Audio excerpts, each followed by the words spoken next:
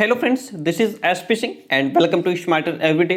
तो dear friend, BEd second year या यूं कहें कि BEd final year according to Kanpur University हम लोग रिवीजन क्लासेस कर रहे हैं क्योंकि पहले सारा कोर्स कंप्लीट हो चुका है। अब हम लोग रिवीजन कर रहे हैं। तो 3 क्लासेस हो चुकी हैं रिवीजन की और आज ये आपकी क्लास नंबर 4 है। ठीक है, रिवीजन क्लास नंबर 4 है आपकी। उन 3 क्लासेस को नहीं देखा है तो बीएड सेकेंड ईयर पेपर 1 के नाम से प्लेलिस्ट बनी हुई है, आप वहां से देख सकते हैं। इसमें हम चैप्टर 10, 11, 12 3 टॉपिक्स क्लियर करेंगे। एक तो हमारा वर्धा शिक्षा योजना, जिसको बुनियादी शिक्षा भी कहते हैं, इसको क्लियर करेंगे। ठीक है, उसके बाद आएगा आपका सार्जेंट रिपोर्ट 1944, जिसको हम शिक्षा विकास की युद्धोत्तर योजना भी कहते हैं, इसको क्लियर करेंगे। और फिर बहुत ही अमेजिंग पॉइंट्स के माध्यम से इसको पूरा कंप्लीट करने के बाद फिर बढ़ेंगे नेक्स्ट पॉइंट की तरफ। नेक्स्ट टॉपिक होगा हमारा चैप्टर 12, जिसको विश्वविद्यालय शिक्षा आयोग या फिर डॉक्टर राधाकृष्णन आयोग के नाम से भी जानते हैं, इसको क्लियर करेंगे। तो इस तरीके से ये 3 टॉपिक हमारे बहुत ही इंपॉर्टेंट टॉपिक क्लियर करेंगे आज हम क्लास में। अगर आप लास्ट तक बने रहते हैं तो डेफिनेटली बहुत कुछ सीखने वाले हैं। चलिए फिर शुरू करते हैं। देखिए, वर्धा शिक्षा योजना की बात करते हैं, बुनियादी शिक्षा की। ठीक है, बुनियादी शिक्षा जो योजना है ये राष्ट्रपिता महात्मा गांधी के द्वारा दी गई थी। और डिटेल में जानते हैं, वर्धा शिक्षा योजना को ही बेसिक शिक्षा या बुनियादी तालीम कहा गया है। बेसिक शिक्षा किसको कहा गया है? वर्धा शिक्षा योजना को ही बेसिक शिक्षा कहा गया है। बुनियादी तालीम भी इसी को कहा गया है। यह शिक्षा योजना राष्ट्रपिता महात्मा गांधी के सिद्धांतों पर आधारित थी। किसके सिद्धांतों पर आधारित थी? राष्ट्रपिता महात्मा गांधी के सिद्धांतों पर यह आधारित थी। गांधी जी ने सन 1936 से हरिजन पत्र के द्वारा अपने विचारों का प्रचार करना प्रारंभ कर दिया था। कब? सन 1936 से। किसने? सन 1936 से गांधी जी ने हरिजन पत्र के द्वारा, किसके द्वारा? हरिजन पत्र के द्वारा अपने विचारों का प्रचार करना प्रारंभ कर दिया था। उस सन 1937 में जब देश के 9 प्रांतों में, कब? 1937 में जब देश के 9 प्रांतों में कांग्रेसी मंत्रिमंडल स्थापित हुए। कौन? जब कांग्रेसी मंत्रिमंडल स्थापित हुए तो गांधी जी ने अपनी शिक्षा योजना को लागू करने का विचार किया कि आप जो हमारी शिक्षा योजना है, जो गांधी जी अपनी शिक्षा योजना थी, उसको उन्होंने लागू करने का विचार किया। और अक्टूबर 1937 में, कब की बात है? अक्टूबर 1937 में नवीन शिक्षा पर, जो नई शिक्षा है, नवीन शिक्षा पर विचार करने के लिए वर्धा में शिक्षा शास्त्रियों का एक अखिल भारतीय सम्मेलन आयोजित किया गया। यानी कि गांधी जी की जो उनका शिक्षा योजना थी उसको लागू करने के लिए अक्टूबर 1937 में क्या हुआ कि नवीन शिक्षा पर विचार करने के लिए वर्धा में जो शिक्षा शास्त्रियों का एक अखिल भारतीय सम्मेलन आयोजित किया गया। और ये जो सम्मेलन था, इसके सभापति गांधी जी थे। सम्मेलन स्थापित किया गया जिसके सभापति गांधी जी थे और गांधी जी ने शिक्षा संबंधी अपने विचार इस सम्मेलन में व्यक्त किए। शिक्षा से रिलेटेड गांधी जी के जो विचार थे, जो सिद्धांत थे, उनके उन्होंने इस सम्मेलन में अपने लोगों के सामने रखे, व्यक्त किए, प्रकट किए। सम्मेलन ने इस विषय पर पर्याप्त विचार विमर्श किया और कुछ प्रस्ताव पारित किए और यही प्रस्ताव बेसिक शिक्षा के मूलभूत सिद्धांत के रूप में उभर करके आए। ठीक है, ये जो प्रस्ताव रखे गए थे, यही प्रस्ताव बेसिक शिक्षा के मूलभूत सिद्धांत के रूप में इन्होंने काम किया। आगे बढ़ते हैं।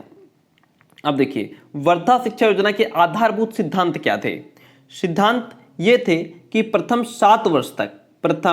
7 वर्ष तक देश के सभी बच्चों को अनिवार्य निःशुल्क शिक्षा दी जाए। यानी कि 1 से 7 वर्ष तक देश के जितने भी बच्चे हैं उनको शिक्षा जरूर दी जाए, अनिवार्य शिक्षा दी जाए, निःशुल्क शिक्षा दी जाए, उनसे कोई पैसा कुछ नहीं लिया जाएगा, कोई फीस नहीं ली जाएगी। शिक्षा के माध्यम के रूप में मातृभाषा को रखा जाए। शिक्षा का जो माध्यम हो वो मातृभाषा होना चाहिए, क्योंकि बालक जो है वो अपनी मातृभाषा में, मदर टंग में ज्यादा बेहतर और जल्दी सीखता है। इसलिए शिक्षा का माध्यम मातृभाषा रखा जाना उचित समझा गया। बच्चे की संपूर्ण शिक्षा का केंद्र कोई शिल्प हाथ का काम हो। यानी कि संपूर्ण शिक्षा का केंद्र क्या हो? कोई हस्तशिल्प शिक्षा होनी चाहिए, जिसमें बालक पढ़ाई के साथ साथ अपने रोजगार के लिए भी कुछ सीख सके, ताकि आगे बढ़ करके वो कुछ रोजगार कर सके, कोई हस्तशिल्प सीख सके, कौशल सीख सके, स्किल सीख सके, है ना।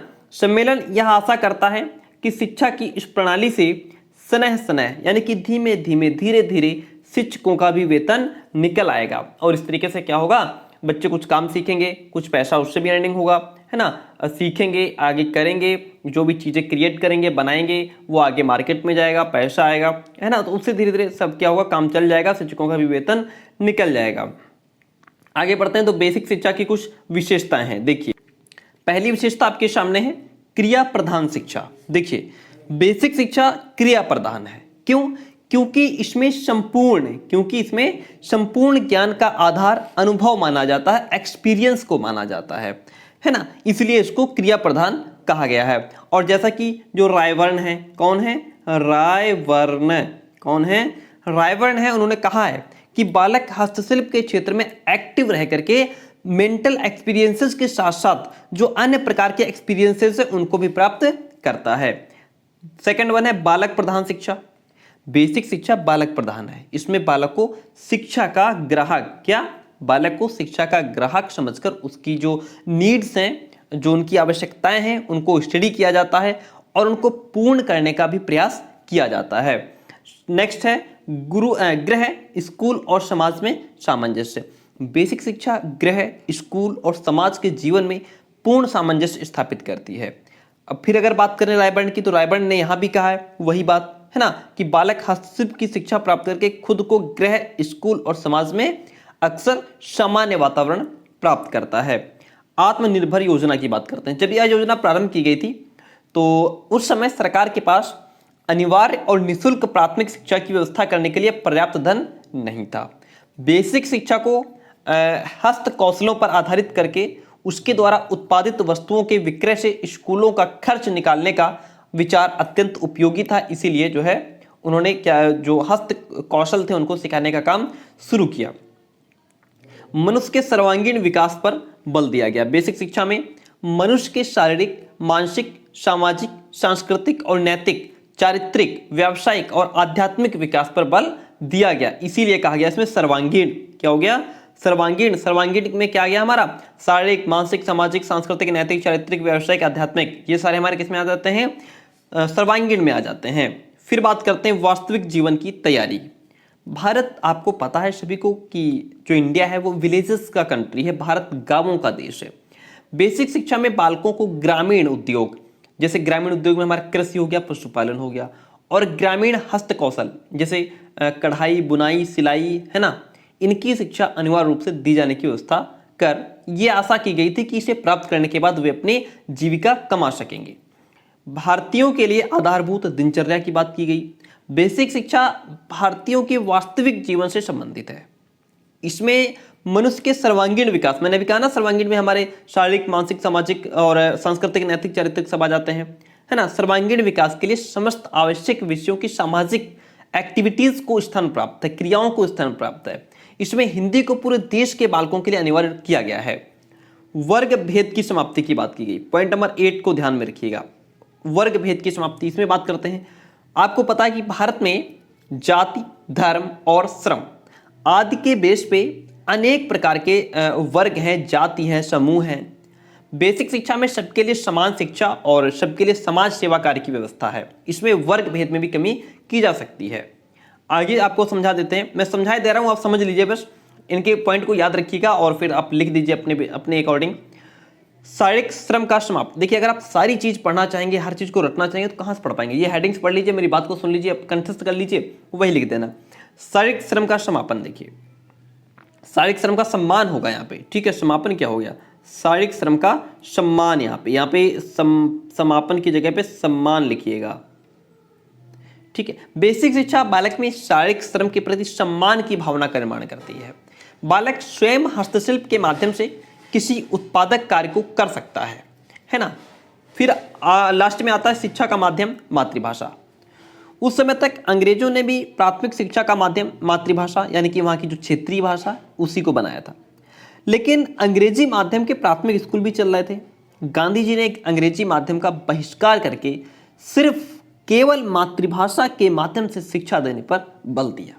तो प्यारे दोस्तों, आई होप कि आपको ये बेसिक शिक्षा की विशेषताएं समझ आई होंगी। और आगे बढ़ जाते हैं। अब बात हम करेंगे सार्जेंट रिपोर्ट की। किसकी बात करेंगे? सार्जेंट रिपोर्ट की बात करेंगे। देखिए, सार्जेंट रिपोर्ट कहिए 1944 या फिर शिक्षा विकास की युद्धोत्तर योजना 4 की बात करेंगे। आप लोग कमेंट वेंट नहीं करते हैं, ना लाइक करते हैं, पता नहीं क्या बात है भाई, क्लास नहीं समझ में आती है क्या? देखिए, द्वितीय विश्व युद्ध की समाप्ति के कुछ 4 से 5 हज़ार लोग देखते हैं और लाइक कमेंट नहीं आते हैं। कोई बात नहीं है, आप लोगों की पढ़ाई हो जाए, लाइक कमेंट तो मिलते रहेंगे। द्वितीय विश्व युद्ध की समाप्ति के कुछ समय पूर्व अन्य देशों के समान भारत में भी युद्धोत्तर विकास की योजनाओं के निर्माण कार्य की दिशा में रचनात्मक कदम उठाए गए। क्या हुआ? द्वितीय विश्व युद्ध की समाप्ति के, कब? द्वितीय विश्व युद्ध की समाप्ति के कुछ समय पूर्व अन्य देशों के समान, जिस तरीके से दूसरे देशों में, उसी तरीके से भारत में भी युद्धोत्तर विकास की योजनाओं के निर्माण कार्य की जो दिशा थी उसमें रचनात्मक कदम उठाए गए और इन योजनाओं में शिक्षा का भी स्थान था। क्या था? इन योजनाओं में शिक्षा का भी स्थान था। इतः गवर्नर जनरल की प्रबंधकारिणी काउंसिल की पुनर्निर्माण समिति ने, किसने? गवर्नर जनरल की प्रबंधकारिणी काउंसिल की पुनर्निर्माण समिति ने केंद्रीय शिक्षा सलाहकार बोर्ड को, किसको? केंद्रीय शिक्षा सलाहकार बोर्ड को भारत में शिक्षा के विकास के लिए एक योजना तैयार करने का निर्देश दिया। फिर क्या हुआ उसके आगे? केंद्रीय शिक्षा सलाहकार बोर्ड ने इस निर्देश का पालन करने के लिए भारत सरकार के तत्कालीन, यानी कि उस समय के जो शिक्षा सलाहकार थे जिनका नाम सर जॉन सार्जेंट था, उनसे उक्त योजना प्रस्तुत करने का अनुरोध किया।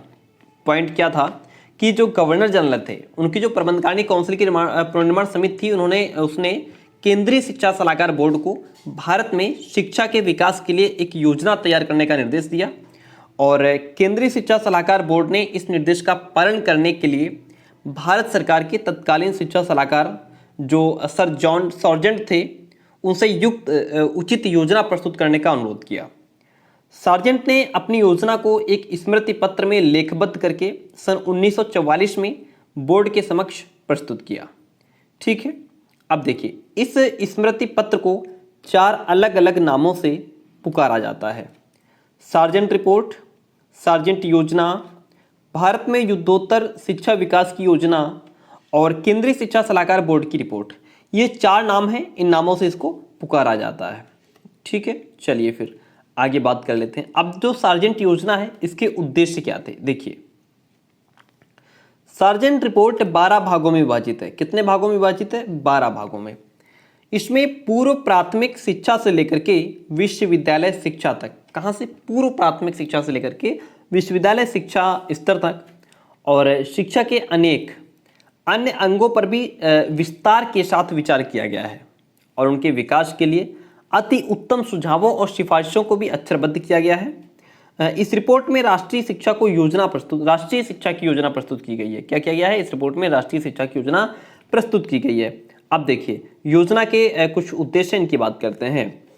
योजना का उद्देश्य था कम से कम 40 वर्ष की अवधि में, कब? कम से कम 40 वर्ष के समय में भारत में शैक्षिक योग्यताओं के उसी स्तर का निर्माण करना है जिस पर इंग्लैंड पहुंच चुका था। योजना का उद्देश्य 313 करोड़ रुपए खर्च करके शिक्षा की संपूर्ण पद्धति का पुनर्संगठन करना था।